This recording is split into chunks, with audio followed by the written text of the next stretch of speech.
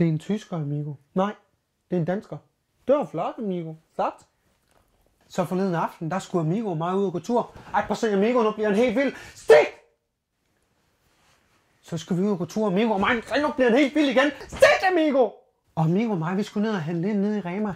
Nej, amigo, det var ikke Aldi. Vi skal ikke have deres billige lort. Fordi amigo, den havde ønsket burger til aftensmad. Og jeg skulle have oksekød, og vi købte ikke burgerboller, fordi amigo, den havde bagt boller i forvejen. Og cornisoner og almindelige agurker og drueagurker. Nej, amigo, det købte jeg ikke.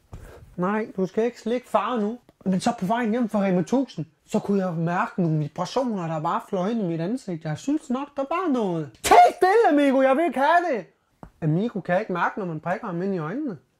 Og så da vi kom hjem, der skulle vi tørre vores fødder af på dørmåtten. Så lige pludselig der var der en skikkelse omme bag mig. Og han havde en brødkniv, som han tog op ned fra sit ben, så han havde gemt den ned i sit ben. Og der var kæmpe store takker på, nærmest så store som Amigos tænder, man kan se dem hernede.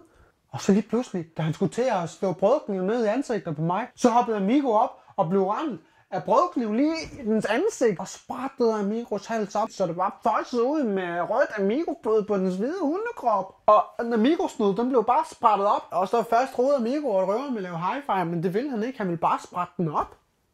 Og så ned i den så Amigo ben, og så blev Amigo så stolket ned i dens ryg.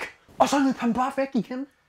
Tusind tak, amigo. Du har reddet mit liv fra at blive dræbt af en røver. Skal vi ud på tur? Ja!